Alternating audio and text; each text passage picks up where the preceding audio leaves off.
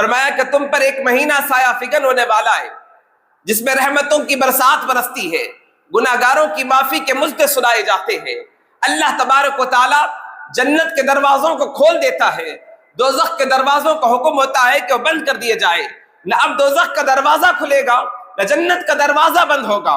یہ سلسلہ پورا مہینہ جاری رہے گا، اور جو اس کی رحمتوں کو پائے گا اللہ تبارک و تعالیٰ اس پر اپنا فضل، اپنا کرم، اپنا انعام فرمائے گا، تو پھر وہ شخص جہنم سے آزادی کے زمرے میں شامل ہوگا، پھر اس کو اللہ تبارک و تعالیٰ عام بخشش اور مغفرت کے مزدے میں شامل فرما دے گا۔ عصر کے قریب روزہ دار کے منہ سے ایک طرح کی بو آتی ہے، طبی اعتبار سے اس لیے آتی ہے کہ معدہ جب خالی رہتا ہے، نہ اس میں پانی ہے نہ اس میں کھانا ہے، اب صرف معدہ اپنی گرمی کی شدت کو برداشت کر رہا ہوتا ہے، تو طبعی لحاظ سے جب بالکل خلا پایا جاتا ہے تو پھر معدے سے منہ کے ذریعے ایک ایسی بو آتی ہے۔ روزہ دار خود بھی اس بو کو نہیں پسند کرتا، لیکن اللہ کے حبیب صلی اللہ علیہ وسلم فرماتے ہیں رجب سے آقا علیہ الصلوۃ والسلام دعا فرمایا کرتے اللہم بلغنا رمضان، مولا ہمیں رمضان تک پہنچا دے۔ کیوں اس کی اہمیت دکھائی گئی، کیوں اس کو واضح کیا گیا؟ اس لیے کہ وہ طلب اور تڑپ ہمارے اندر پیدا ہو سکے، وہ جستجو ہمارے اندر پیدا ہو سکے۔ رمضان آتا ہے اور چلا جاتا ہے، اور ہم نے کیا حاصل کیا؟ تو آمد رمضان سے قبل ایک لاہ عمل چاہیے، ایک باقاعدہ شیڈیول چاہیے، صبح اور شام کے نظام کو ترتیب دیا جائے۔ تو ہم مختصر سی کوشش کریں گے کہ ماہ رمضان المبارک کی آمد احادیث کریمہ میں کس انداز میں توجہات ہماری مبذول کروائی، اور احادیث کریمہ کے وہ باب جو باقاعدگی کے ساتھ ماہ رمضان کی آمد سے قبل اس کی اہمیت کو واضح کرتے ہیں، اور اس کے لیے ہمیں کس طرح سے کمر بستہ ہونا چاہیے کہ وہ اپنی شان کے لائق وہ مہینہ سایہ فگن ہوگا تو اللہ تبارک و تعالی عام درجے کی رحمتوں سے بڑھا کر ثواب کے درجوں کو بڑھا دیتا ہے۔ اس ماہ مبارک کی برکت یوں ہے کہ اللہ تبارک و تعالیٰ نے اس ماہ مبارک میں ایک ایسی رات بھی رکھی جو 1000 مہینوں سے افضل رات ہے، اور اس کے 3 عشرے رحمت کا، مغفرت کا، جہنم سے آزادی کا تسلسل کے ساتھ وہ ہم پر سایہ فگن ہوتا ہے۔ تو اس مناسبت سے ہم اس کی اہمیت کو کب سمجھیں گے؟ آپ دنیا کے مزاج کے مطابق احوال کا جائزہ لیں گے، کسی بھی شے کی اہمیت اس وقت ہوگی تب اس کے بارے میں آپ کو معلوم ہوگا۔ امام غزالی لکھتے ہیں کسی شے کی طرف توجہ کب ہوگی تو اس کے شوق کی طرف انسان کب آگے بڑھے گا؟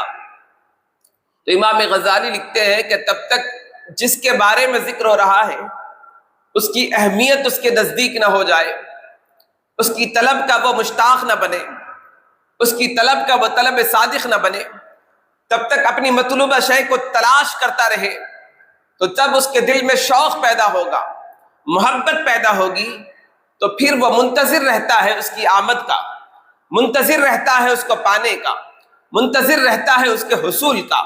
تو اس مناسبت سے جب جس کے سامنے اس کی اہمیت کو بتائی جائے اور وہ شخص اس کی اہمیت سے بخوبی واقف ہے تو پھر اس کو اندازہ ہو جاتا ہے کہ میں کس کا انتظار کر رہا ہوں، کس کی آمد کا انتظار ہو رہا ہے۔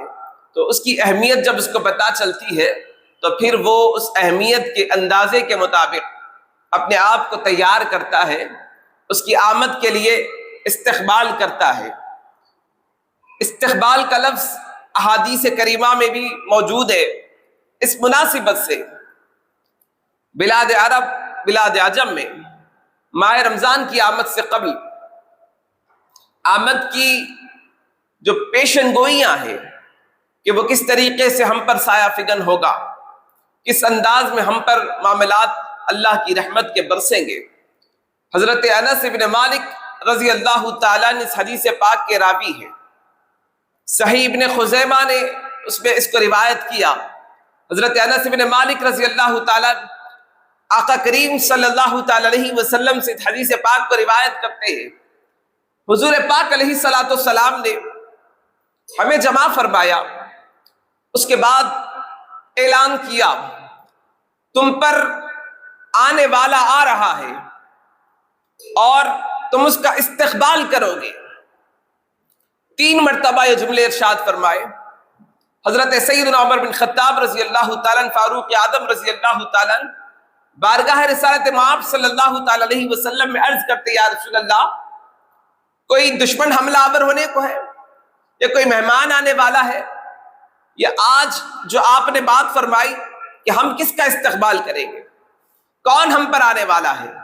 حضور پاک علیہ السلام نے 3 مرتبہ یہ بات بیان فرما کر اس کی اہمیت کو واضح فرمایا، اس لیے کہ وہ تم پر سایہ فکن ہونے والا ہے۔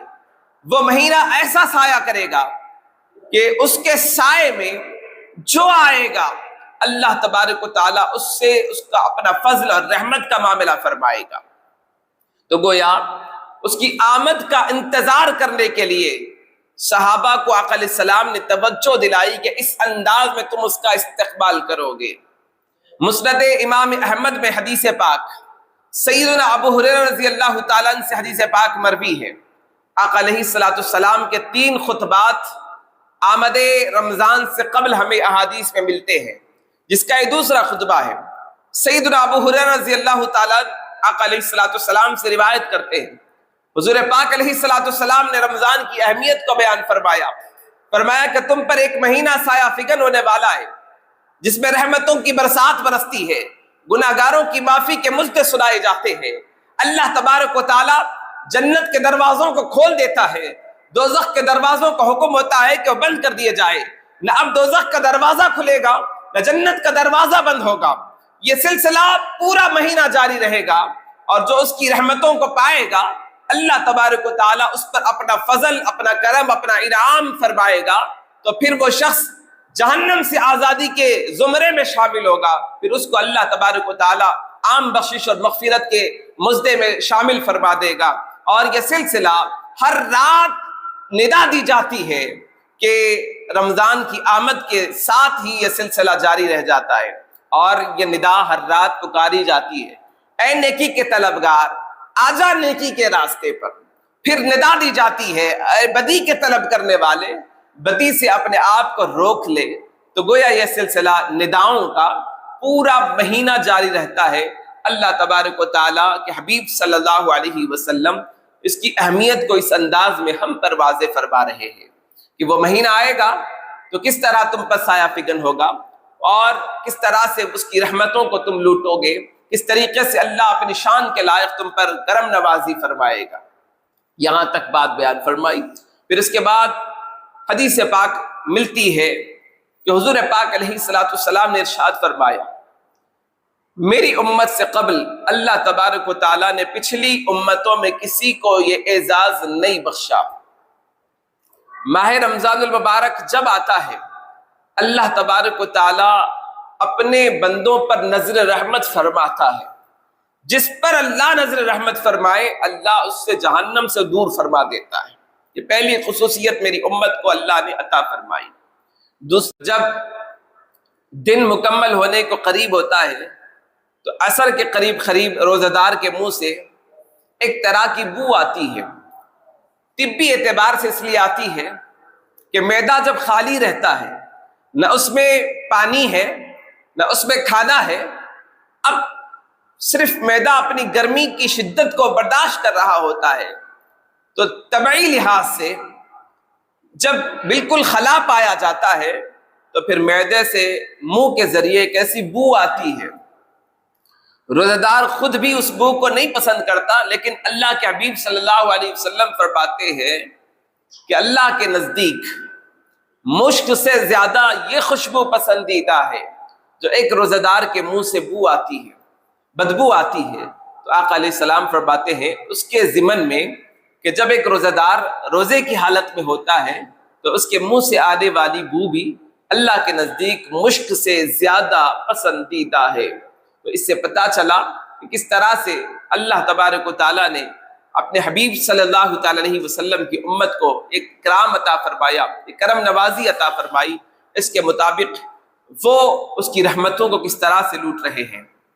اللہ تبارک و تعالی اس امت کو یہ اعزاز بخشا کہ جمی عام مغفرت کا اعلان ہوتا رہتا ہے کہ کس طریقے سے وہ اللہ کی بارگاہ میں توبہ و استغفار طلب کرتے ہیں۔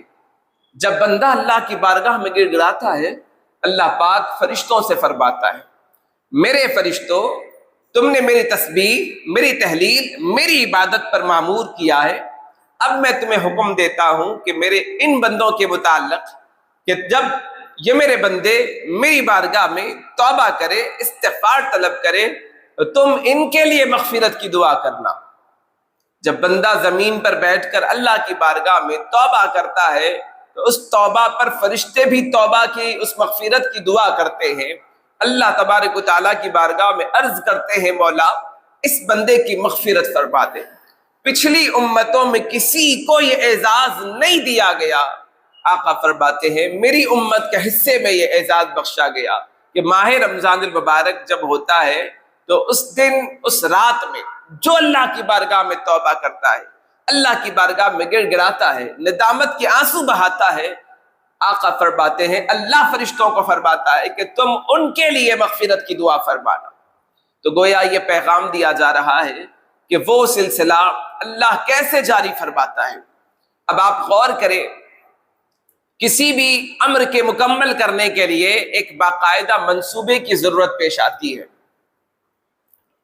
کسی شے کو روب عمل لانے کے لیے منصوبہ ضروری ہے، منصوبہ مینز پلاننگ کی ضرورت ہے۔ اب آپ دیکھیں کسی بھی کامیاب کاروبار کے پیچھے، اس کے پیچھے منصوبہ ہے، اس کے پیچھے صحیح پلاننگ کے ساتھ گراؤنڈ پر اس کاروبار کو اتارا جاتا ہے، چاہے وہ اشتہار کے ذریعے ہو، پیغام پہنچانے کے ذریعے ہو، یا جس انداز میں بھی، وہ پیغام جب تک عوام کو نہ پہنچے تو کسی بھی کاروبار کو یقینی طور پر کامیاب نہیں سمجھا جاتا۔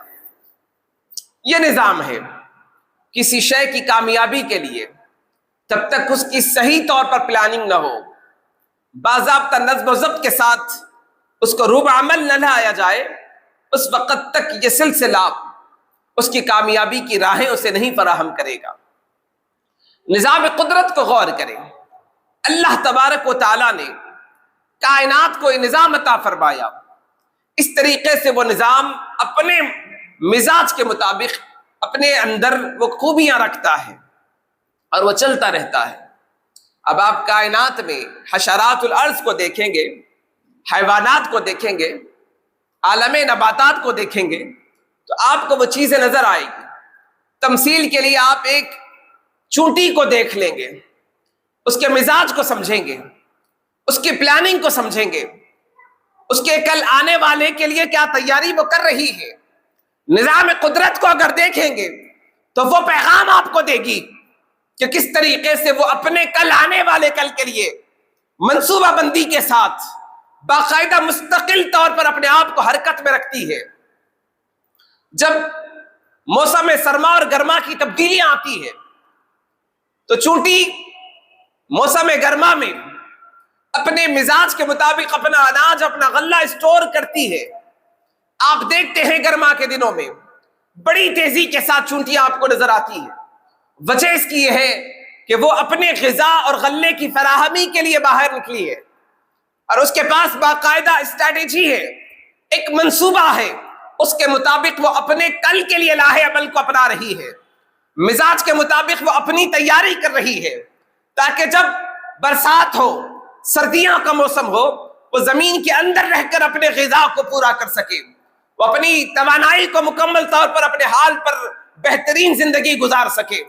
اس کے مطابق وہ ایک روب عمل پلاننگ کے ساتھ اس مزاج کے مطابق تیاری کر رہی ہے۔ تو قرآن مجید یہاں پیغام ایمان والوں کو دیتا ہے، یا ایھا الذین آمنوا اتقوا اللہ ولتنظر نفس ما قدمت لغد واتقوا اللہ ان اللہ خبیر بما تعملون۔ اے ایمان والو، اللہ سے تقوی اختیار کرو، یا ایھا الذین آمنوا اتقوا اللہ وَلْتَنْظُرْ نَفْسٌ مَّا قَدَّمَتْ لِغَدٍ وَاتَّقُوا اللَّهَ، کل آنے والے کل کے لیے تم نے کیا تیاری کی ہے، واتقوا اللہ، اس بات سے اللہ سے تقوی اختیار کرتے رہو، ان اللہ خبیر بما تعملون، اللہ بڑا باخبر ہے جو کچھ تم کرتے ہو، تمہارے عمل سے پروردگار باخبر ہے۔ یہ پیغام دیا گیا اور بتایا جا رہا ہے کہ کل آنے والے کے لیے تم نے کیا تیاری کر رکھی ہے، اس کا بھی تم جائزہ لے کر دیکھو، اس کے لیے بھی تمہیں غور و فکر کی ضرورت ہے، اس کے لیے بھی تمہیں صحیح اسٹریٹجی کو اپنانے کی ضرورت ہے کہ جب تک تم اپنے کل کے لیے تیاری نہیں کرو گے، آنے والے کے لیے تم منتظر نہیں رہو گے اور وقت کا انتظار کرتے رہو گے، تو پھر کیا ہوگا؟ جب وقت آپ کے ہاتھوں سے نکل جائے گا پھر آپ کے پاس کیا رہے گا؟ جوانی کی عمر ختم ہو کر جب بڑھاپے کا سفر شروع ہوتا ہے تو خضاب لگا کر بالوں کو سفیدی سے سیاہی کی طرف تو لے جایا جا سکتا ہے، لیکن عمر کو واپس نہیں کیا جا سکتا۔ عمر جب ڈھلتے جاتی ہے تو پھر وہ سلسلہ اس کی زندگی سے ختم ہوتے جاتا رہتا ہے۔ تو گویا قرآن کا یہ واضح پیغام ہے ایمان والوں کو کہ تم نے کل آنے والے کل کے لیے تیاری کیا کر رکھی ہے، اس بات کا تمہیں جائزہ لینے کی ضرورت ہے۔ قرآن مجید اس بات پہ توجہ دلاتا ہے، وَالَّذِينَ جَاهَدُوا فِينَا لَنَهْدِيَنَّهُمْ سُبُلَنَا وَإِنَّ اللَّهَ لَمَعَ الْمُحْسِنِينَ۔ یہ پیغام ہے قرآن مجید کا، جو اللہ کی راہ کی طرف تلاش کرتے ہیں، مجاہدہ کرتے ہیں، اللہ تبارک و تعالیٰ ان کے ساتھ ہے۔ یہ پیغام دیا جا رہا ہے آنے والے کل کے لیے ہمیں تیاری کرنی ہے۔ پیغام اس انداز میں کیوں قرآن مجید نے ہمیں توجہ دلائی؟ تو یہ نتیجہ نکلتا ہے کسی بھی کام کے لیے جب تک باقاعدہ منصوبہ بندی نہ ہو، اس کے لیے صحیح منصوبہ بندی کے ساتھ لاہ عمل نہ ہو، اس کے لیے شیڈیول نہ بنایا جائے، تو یہ ممکن نہیں ہے کہ اس شخص کو وہ کامیابی کس طرح سے اس کو مکمل کر سکے۔ ایک نقشہ ہوتا ہے، کسی بھی مکان کی تعمیر ہو یا کسی بھی معاملے کو آپ ایک وجود بخشنا چاہتے ہیں، اس کو ایک باقاعدہ، تو ایک انجینئر گھر بنانے سے پہلے باقاعدہ ایک پلان تیار کرتا ہے کہ اس میں کتنے کالم ہوں گے، اس کا بیس کیسا ہوگا، اسٹرکچر کیسا مضبوط کیا جائے گا، پوری پلاننگ اس کے پاس ہے۔ ایک گھر کی تعمیر میں کتنے کے راڈ استعمال ہوں گے اسٹیل کے، اس کو معلوم ہوتا ہے، دیواروں میں کتنے ہوں گے، کالم میں کتنے ہوں گے، چھت میں کتنے ہوں گے، باقاعدہ اس کے پاس اس طرح کی تیاری ہے کہ وہ آپ کو بتا پائے گا کہ سلاب کے اندر کتنے ٹن لوہے کا استعمال ہونے والا ہے، کتنی سلاخیں اس کے اندر آئیں گی، اس کے پاس یہ مکمل اس کے پیپر پہ لکھا ہوا ہوتا ہے، اور وہ گھر بنانے سے پہلے گھر کا ہو نقشہ 3D کی شکل میں آپ کو دے سکتا ہے۔ یہ کیوں ہوا؟ آپ اندازہ کریں گے، بغیر منصوبہ بندی کے، بغیر پلاننگ کے آپ اپنا گھر نہیں بنا سکتے، اس کے لیے مکمل طور پر اس کے حق کو ادا نہیں کر سکتے۔ بے مطلب کا کھودا گیا، کالمہ ڈالے گئے، کوئی مطلب نہیں ہے۔ اگر اس کے پاس کوئی صحیح طور پر پلاننگ نہیں ہے تو پھر وہ گھر نہیں بنے گا، اس کا پیسے کا ضائع ہے، جگہ کا ضائع ہے، اور اس کے وقت کا ضائع ہے۔ اگر وہ صحیح پلاننگ کرے گا، صحیح منصوبہ بندی کرے گا، تو اس کے پاس باقاعدہ خاکہ ہوگا، نقشہ ہوگا، اس کے مطابق وہ اس معاملات کو مکمل کرے گا۔ یہ میں کیوں آپ کو تمثیل کے ذریعے سمجھانا چاہتا ہوں؟ آقا علیہ السلام نے صحابہ کرام رضوان اللہ تعالی علیہ مجمعین کو جمع فرمایا، ایک بلیغ خطبہ ارشاد فرمایا۔ ویسے احادیث میں 3 ایسے خطبات جو بلیغ ہمیں ملتے ہیں، آمد رمضان سے قبل اس کے استقبال کے لیے کمر بستہ ہونے کی تعلیم فرمائی گئی ہے۔ تو اس کے اندر ایک بلیغ خطبہ یوں ارشاد فرمایا گیا، صحابہ کو جمع کر کر حضور پاک علیہ السلام شعبان کی آخری دن یہ اعلان فرماتے ہیں صحابہ کو جمع کر کر، لوگوں تم پر ایک مہینہ سایہ فگن ہونے والا ہے، وہ مہینہ رحمتوں والا ہے، وہ مہینہ برکتوں والا ہے، وہ رہی مہینہ مغفرت کا مہینہ ہے، وہ مہینہ جہنم سے آزادی اور خلاصی کا مہینہ ہے۔ اللہ اس مہینے میں گناہگاروں کی بخشش فرماتا ہے، مغفرت فرماتا ہے، رزق میں اضافہ فرماتا ہے۔ اللہ تبارک و تعالی رزق میں برکت عطا فرماتا ہے۔ اور آقا علیہ الصلوۃ والسلام آگے طویل خطبے میں ارشاد فرماتے ہیں کہ جب وہ تم پر سایہ فگن ہوتا ہے تو اس کا پہلا عشرہ رحمت کا، دوسرا عشرہ مغفرت کا، تیسرا عشرہ جہنم سے آزادی کا۔ اس کی اہمیت کو بتانے کے لیے سارے راز کھول دیے گئے، بتا دیا گیا کہ وہ کیسا ہوگا۔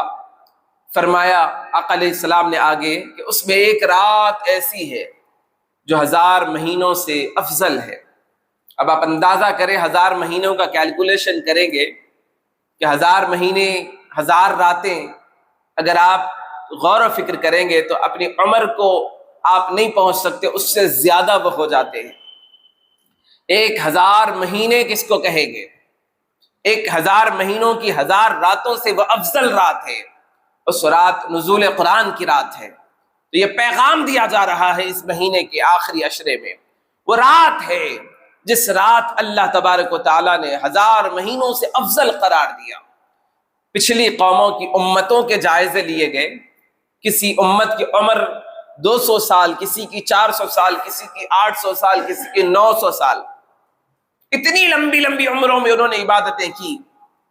تو پیغام دیا گیا کہ محبوب آپ کی امت کو بھی ایسی رات دی جائے گی، ایسا پیغام دیا جائے گا کہ وہ ہاتف غیبی سے آوازیں آتی رہے گی، پیغام منادی ندا کی شکل میں دیتا رہے گا، گناہگاروں کو جہنم سے خلاصی کے مژدے سنائے جاتے رہیں گے، اللہ کی طرف تڑپ رکھنے والوں کو پیغام دیا جاتا رہے گا کہ جب وہ طلب صادق اس کی طرف بڑھتا ہے تو پھر اس کو سچی طلب کی بنیاد پر اس کو جہنم سے آزادی کے مژدے سنائے جاتے ہیں۔